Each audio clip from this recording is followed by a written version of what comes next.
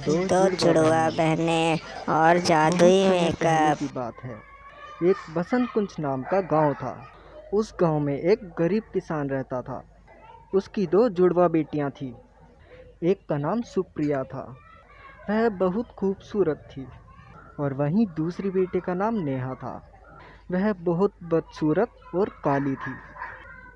लोग उन दोनों को देखकर कहते थे, अरे वह देखो, दोनों में जमीन आसमान का फर्क है। एक दिन दोनों बहनें एक रेडी पर पानी पूरी खा रही थीं।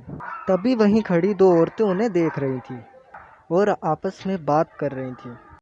अरे वह देखो, उन दोनों बहनों में तो जमीन आसमान का फर्क है। एक की शादी किसी राजकुमार से होगी और वहीं दूसरी की शादी जहाँ होगी वहाँ तो अंधकार ही आ जाएगा। ऐसा कहकर वह औरतें वहां से चली जाती हैं।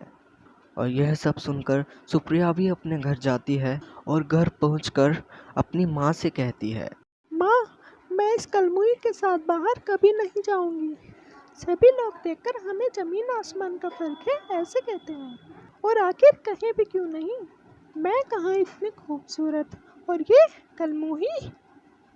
नेहा उदास होकर अपने रूम में चली जाती है।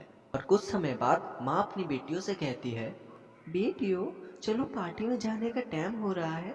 आज हमें शर्मा जी के यहाँ जाना है। तभी सुप्रिया वहाँ आती है। माँ, अगर ये कलमुही जाएगी तो मैं नहीं जाऊंगी। पार्टी में सब मेरा मजाक उड़ाएंगे। तभी नेहा वहाँ आती है। माँ, मुझे पार्टी में नहीं जाना, मैं घर पर ही रहूंगी। मैं नहीं चाहती कोई मेरी वजह से मेरी बहन का मजाक उड़ाए। ऐसा कहकर नेहा अंदर चली जाती है। सुप्रिया और उसकी माँ दोनों पार्टी में चली जाती हैं। तभी नेहा जंगल की ओर चली जाती है। वह बहुत उदास थी।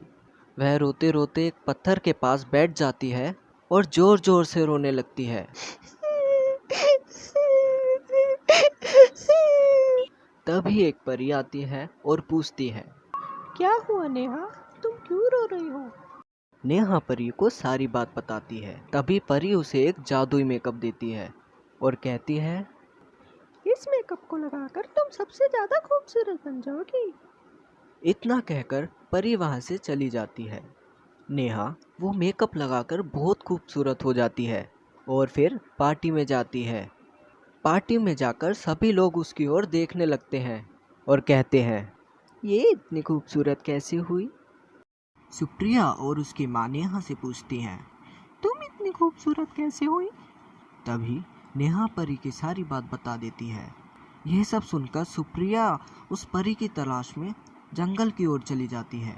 जंगल में जाकर वह उस परी से जादुई मेकअप मांगती है। परी उसे भी जादुई मेकअप दे देती है। सुप्रिया उसे लगाकर बदसूरत हो जाती है। उसका लालच उसकी खूबसूरती को खो देता है। तो प्यारे बच्चों, कैसी लगी मेरी ये कहानी? कमेंट कर ज़रूर बताएं। और ऐसी ही नई कहानी सुनने के लिए हमारे चैनल को सब्सक्राइब करें।